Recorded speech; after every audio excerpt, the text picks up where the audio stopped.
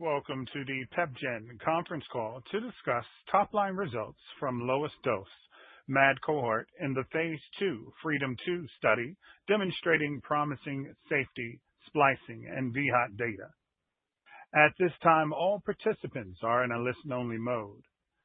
Following management's prepared remarks, we will hold a Q&A session. To ensure that we have ample time to address everyone's question, we would ask that each person limit themselves to one question and one follow-up. As a reminder, this call is being recorded today, Monday, March 30th, 2026. I would now like to hand the conference call over to Lawrence Watts of New Street Investor Relations. Please go ahead. Thank you, operator.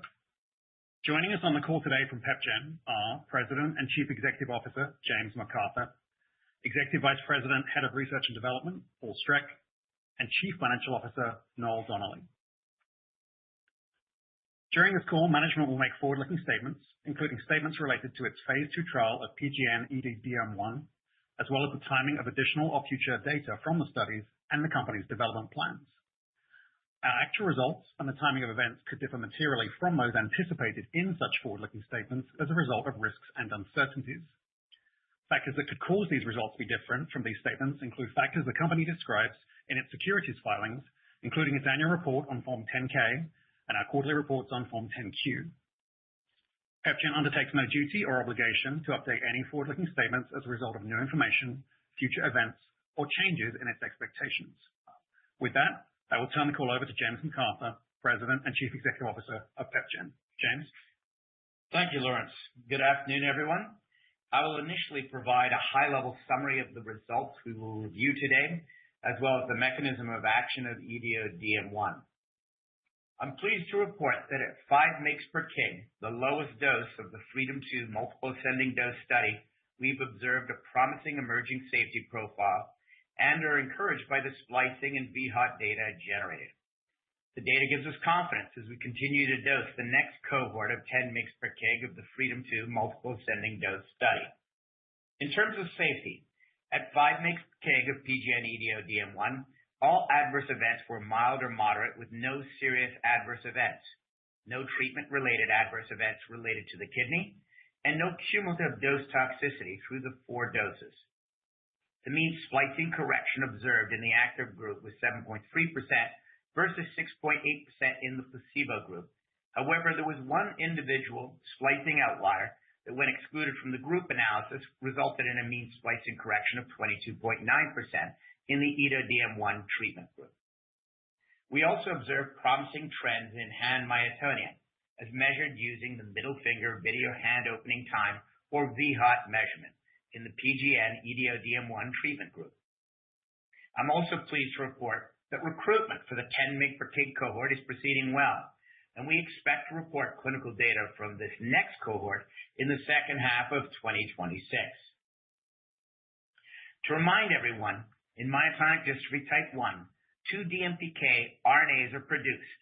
One, the normal transcript present in the cytoplasm and the nucleus, indicated here schematically with straight lines, does not include an expanded CUG repeat and is not pathogenic.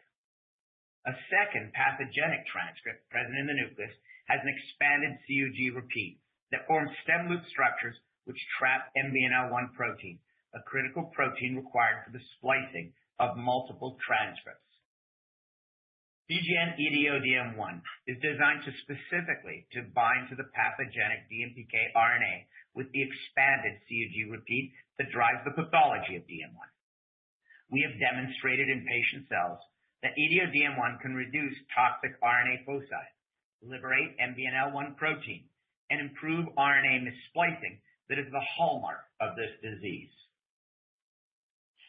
Last year, we presented the results of the Freedom phase 1 single ascending dose study of PGN-EDODM1, where we demonstrated a dose-dependent increase in correction of missplicing. We are now pleased to present to you the first results from the Freedom 2 multiple ascending dose study with PGN-EDODM1. I now hand over the presentation to my colleague, Dr. Paul Streck, EVP and Head of R&D, to take you through our clinical results. Thank you, James. Here you can see the schematic of our FREEDOM-2 phase 2 multiple ascending dose study. Today, we will take you through the results from the 5 milligram per kilogram starting dose cohort and provide you an update with our progress in the 10 milligram cohort, which we are currently enrolling. As you can see, the FREEDOM-2 clinical study is designed as a 3-cohort, 4-dose study where patients receive 4 monthly doses. Each group has 8 patients randomized, 3-to-1, active to placebo. As we look at the demographics of the 5 milligram per kilogram MAD cohort, a couple of things to note. First, the splicing index for the group was in the moderate range for myotonic dystrophy with a mean of 69.2. Second, the baseline hand myotonia or mean VHOT at baseline for the group based on the time to extend the middle finger was 10.3 seconds, lower than we had in our phase 1 FREEDOM placebo and 5 milligram cohorts. As we look at the blinded safety data for the cohort, we are pleased to see that PGN-EDODM1 has a favorable emerging safety profile following 4 doses at 5 milligrams per kilogram. Importantly, we did not observe any cumulative increase in safety signals with multiple doses. Further, all treatment-emergent adverse events were mild or moderate in nature. Nausea was the most common AE and did not get worse with multiple doses.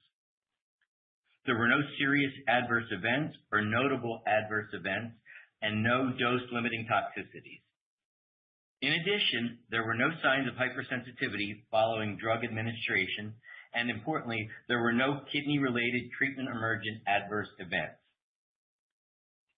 eGFR and creatinine measurements remained within the normal range, and transient albuminuria was observed in 2 subjects, however, with no cumulative signal after 4 doses.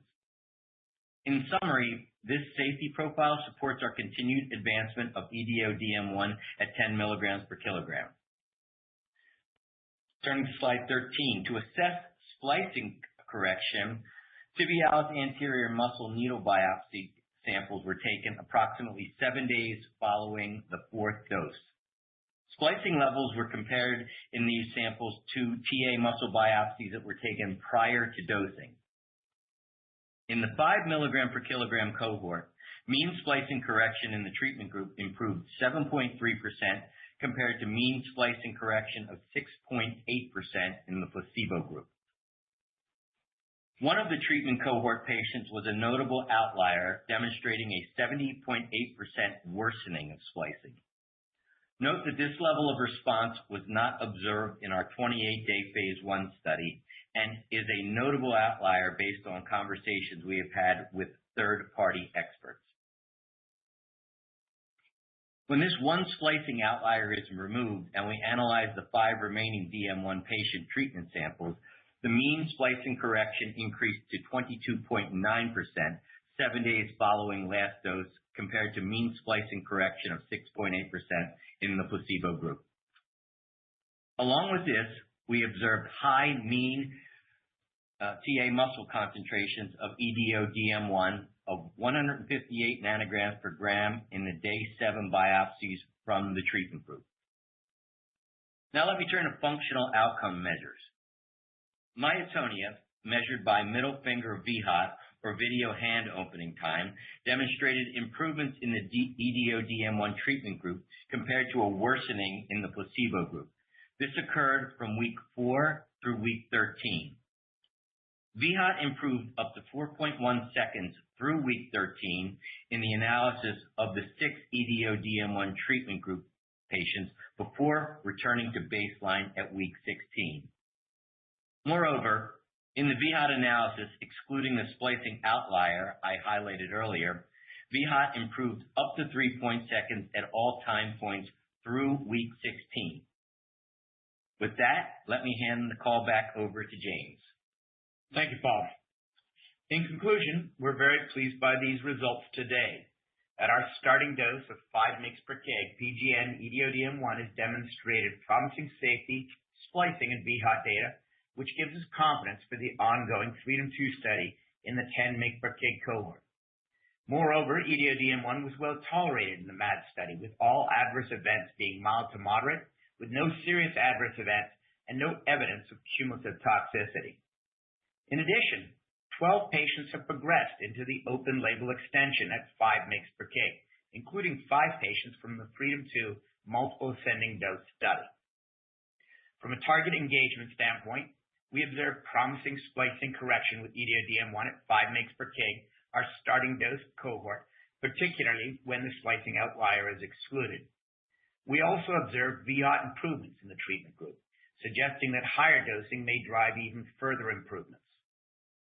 As of today, the company has now dosed 5 of 8 patients in the 10 mg/kg multiple ascending dose cohort of the FREEDOM2 clinical study, with subjects having received up to 3 doses of EDO-DM1.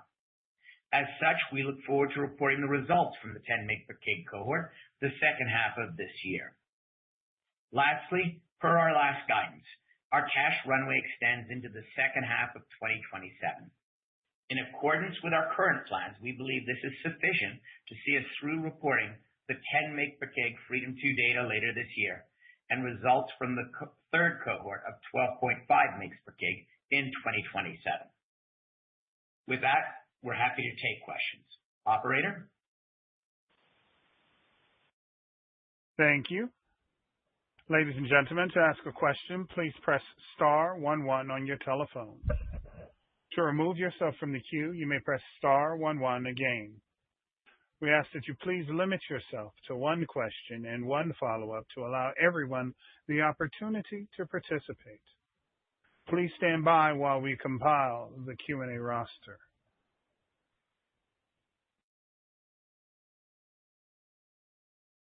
Our first question comes from the line of Kostas Biliouris of Oppenheimer. Your line is open, Kostas. Thanks for taking our question and congrats on the update. A couple of questions from us. The first one is, what does the drug consideration look like of the outlier here who had 70.8% relapse in the splicing? Yeah. So that particular patient did clearly have drug on board. In fact, it was relatively significant levels of drug on board. But we do not understand why that particular patient did not see an improvement in splicing. Thank you. And maybe a follow-up on the placebo-1 patient who also seems to have a very good response. Any thoughts on what may these have been attributed to? Thank you. In an analysis that has been done by experts in the field, you can certainly go and see movement in terms of 20% or so, both in terms of negative and positive improvement in splicing that occurs. This doesn't appear to be variability in the splicing assay. It appears to be simply movement in the patients over time. In our phase 1 study, we did have in the placebo group some patients who, showed as much as a 30% worsening or 25% or so improvement. They do tend to be not as common as the sort of smaller movement that you see around the baseline measurement, however. Thank you.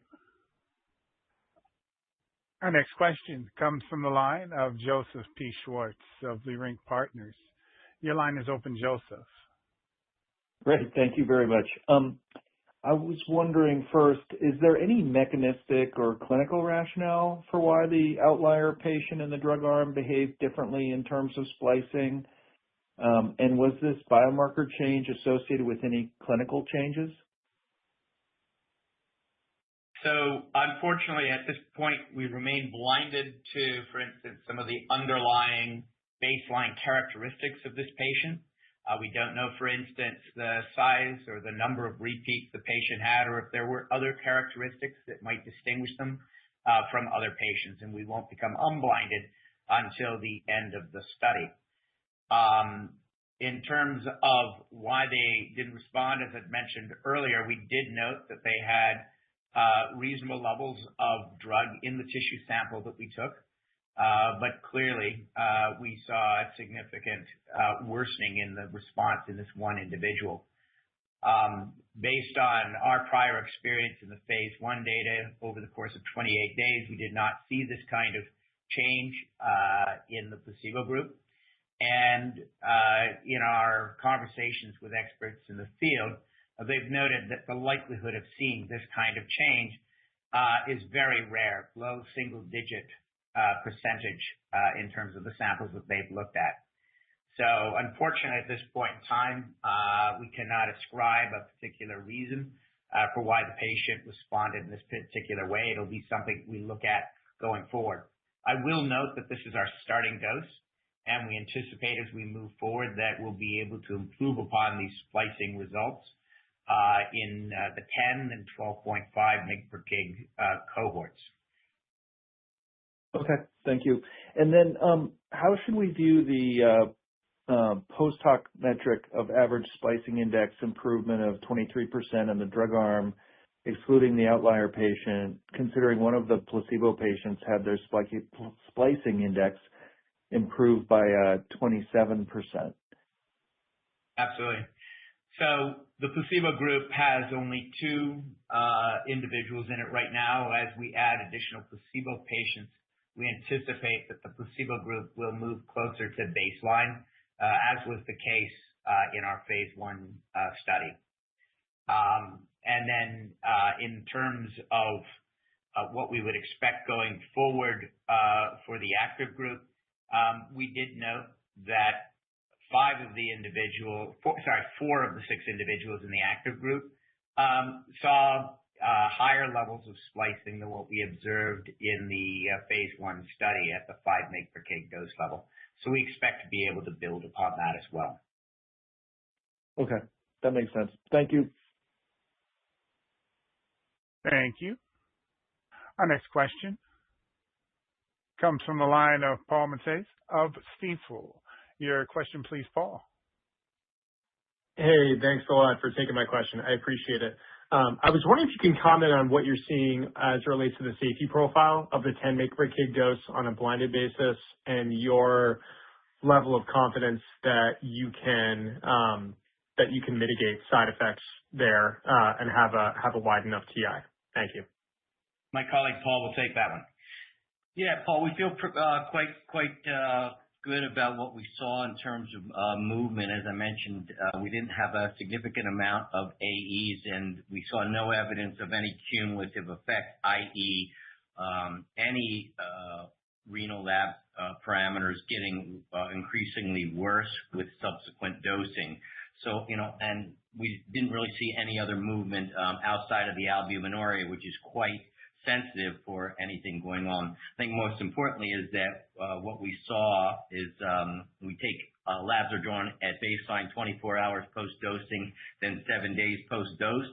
The albuminuria was present at 24 hours and then returned to baseline by day 7.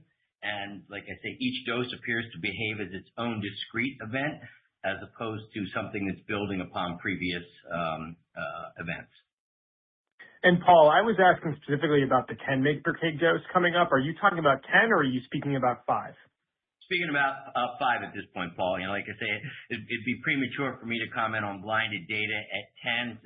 Suffice to say, if there was anything of material that was happening, we would certainly share that.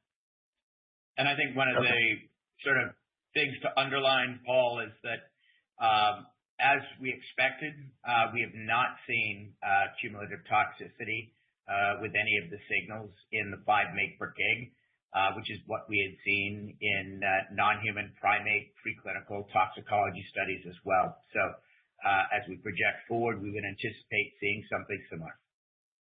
And just to clarify, James, when you guys talk about safety and your comfort, where is the line in your mind? Like, I guess said another way, is the target product profile here no hypomag at all, only mild? How do you think about drawing the line for an acceptable risk benefit? Well, I'll let Paul speak to what would be acceptable, but I do want to underline we've seen no hypomagnesemia in the phase 1 study, nor have we seen this in this study as well. Paul? Yeah, I think it's well said, James. I would suggest that, anything that is transient and reversible, whether it's reversible with magnesium supplementation, I think most importantly, want to remind folks, bad disease, lots of progression of clinical symptoms. So anything that we're seeing that is mild in nature and able to be managed without any evidence of long-term effects, I think would be a very adequate long-term safety profile. Okay. Thanks, guys. Oh, yeah, and hey, sorry, just slipping this in. Any timelines you can provide on trying to lift the FDA hold? Thank you. So we continue to engage with the FDA, and we believe we'll be able to address the questions that they raised. But given the way things are right now with the FDA, we really can't provide a timeline, I'm afraid. Fair enough. Thank you. Thank you. Our next question comes from the line of Laura Chico of Wedbush. Please go ahead, Laura. Thank you very much for taking the questions. I guess just one on efficacy. I know we have VHOT data included here, but what are the expectations for releasing additional functional endpoints such as 10-minute walk-run test?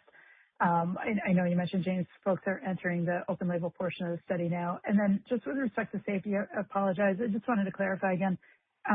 Could you actually quantify the albuminuria increase? I guess I'm trying to understand if there were transient elevations occurring in that 10 mg per kg cohort. I guess I'd need to understand what would actually warrant a disclosure ahead of the data release.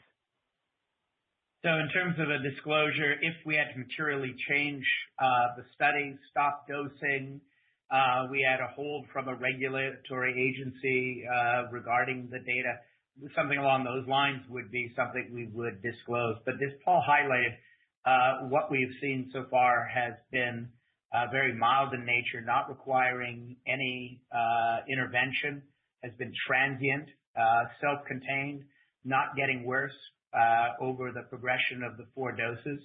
And I'll note that, of the sites that have the open label extension open and available to them, patients are embracing that and moving forward and moving into the open label extension, both patients from the FREEDOM study as well as from the FREEDOM 2 study. And then to get to your activity or functional question, so we did not see meaningful movement in terms of 10-meter walk-run test at 5 mg per kg. Keep in mind, this is our starting dose. So if you look back at the data of other folks, you'll see that the level of VHOT improvement that we're seeing here is, I think, quite noteworthy. And we're pleased to go and see that indeed it persisted over the 3+ months that we're looking before at the last time point, both placebo and active crossed the baseline. So we're pleased with the VHOT signal. We're not surprised we're not getting movement yet in other outcome measures, given this is our starting dose at 5 mg per kg. We are looking at a range of other functional endpoints as well. But again, at this point, it doesn't make sense, I think, for us to report that data until A, we have more placebo patients in those groups, and B, we've explored higher dose ranges as well. So we're excited by what we're seeing at the starting dose level and looking forward to reporting at the 10 mg per kg data later this year. Thanks very much, James. Thank you. Our next question comes from the line of Debjit Chattopadhyay of Guggenheim. Your line is open, Debjit. Hey, good afternoon. Thanks for taking the question. I have a question on the VHOT observations, especially between week 13 and week 16. Why does the placebo drop to baseline, and why does the treatment arm recede back to baseline that quickly towards the end of the study? Yeah, thanks for the question, Debjit. So we don't know if this is just variability of the assay itself. But like I said earlier, we're just pleased to note that for over 3+ months, we see nice separation of both the placebo versus the active group. It was interesting to note that the one individual who was a splicing outlier also had the greatest variability, I will say, in the VHOT assay as well. So when you separate that individual out, you can see the bars continue to be separated, although to your point, they both move towards baseline. I think with higher dose levels, and in particular adding to the placebo group, this group contains only 2 patients, we may begin to start seeing more defined changes over time between these 2 groups. So as a follow-up, for the 10 mg per kg cohort, when you do have the data, how many placebo patients do you expect to have in that cohort? So all of the cohorts are a 3-to-1 randomization, and so there will be 2 placebo patients there, which we'll be able to add into the 2 placebo patients here. So at that time, we will have 4 placebo patients to go and compare to the 5 mg per kg and presumably 6 10 mg per kg patients, both in terms of the splicing analyses as well as all of the functional outcome measures. Got it. And one last follow-up here, just with regards to your splicing assay. Could the splicing assay be off for the whole study? I mean, the question here is, do you believe the outlier patient splicing is a real result or is it a mistake? Yeah, it's a great question, and obviously when we first saw the result, that's where our minds went. I will say the team here did a terrific job in terms of both making certain that there was no confusion in terms of mixing of tubes or mislabeling of samples, confirming the fidelity of the RNA extraction and the running of the assay, and making certain that the calculations where they go and compare splicing at the end of study to the beginning study were done correctly. We don't believe there were any errors made in that analysis. So that leaves us with this 70% worsening in terms of the response. There's not a tremendous amount of data out there, unfortunately, in the public domain. We have, from private communications with pioneers in the field, heard that this type of event can occur if you look at 100 plus patients in a couple of patients. So it's a low single digit percentage type event over the length of this kind of study. So it can happen in reality. And what we don't know right now is there something in particular that defines this patient as being different than the other patients who either were stabilized or where we saw a response. And that's something which, when we unblind at the end of the study, we'll be able to dig into more fulsomely. If I could follow up with one more. From a therapeutic index perspective, how confident are you can get to 10 mg and if needed, go towards 12.5? Yeah, so the recruitment and dosing to the 10 mg per kg, as we highlighted today, is proceeding well. We have 5 of 8 patients dosed with up to 3 doses, and we continue to drive that forward with confidence. So based on our expectations, we will be dosing the 10 mg per kg cohort and moving to a third cohort of 12.5 mg per kg, and we'll be able to do that and build upon the results we have here. Thank you. Thank you, Dedrick. Thank you. Once again, to ask a question, please press star 11 on your telephone. Our next question comes from the line of Ananda Ghosh of H.C. Wainwright & Company. Your line is open, Ananda. Yeah, thanks, guys. Good afternoon. So one question on, as you were saying that you will be adding the placebos from the earlier studies as the trial goes on. What kind of stats analysis are you doing in order to compare, those cumulative placebo additions with respect to the active group? Is it that would be helpful to understand how you are comparing the 2 arms? And I'm sorry, Ananda, you cut out for a second there. If you could repeat your question for me. As you mentioned that the placebos will be added as the trial goes on, what kind of statistical analysis you are performing in order to compare the placebos with the active group? Let's say when you are at the 10 mg per kg cohort. Oh, thank you.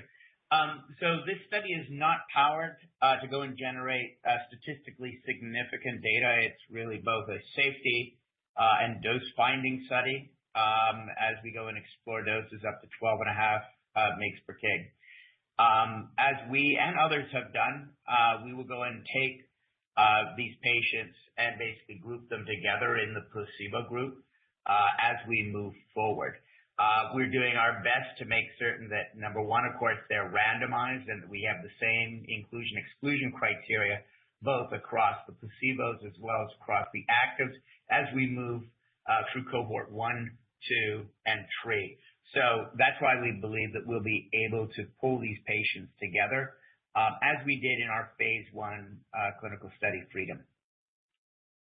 Got it. Maybe a follow-up question was, what was the dose concentration across the patient, the patients, number of patients you had for the 5 mg per kg? And based on your modeling, where do you expect the concentration might be at the 10 mg per kg? It's a great question. Unfortunately, right now we just don't have enough information to project forward. We do expect to be able to build upon these tissue levels. And also to be able to build upon the splicing we've seen. And, we're certainly hoping that we do not see another outlier like we saw in this particular group, which definitely skewed the group analysis which we've provided. Got it. Thanks, guys. Thank you. I would now like to turn the conference back over to James McArthur for closing remarks. Sir? Thank you for joining our call today. We'd like to thank, most importantly, all the patients and investigators who are involved with the ongoing studies, and very much look forward to informing and updating you all on our future progress. Thank you very much, everyone. This concludes today's conference call. Thank you for participating. You may now disconnect.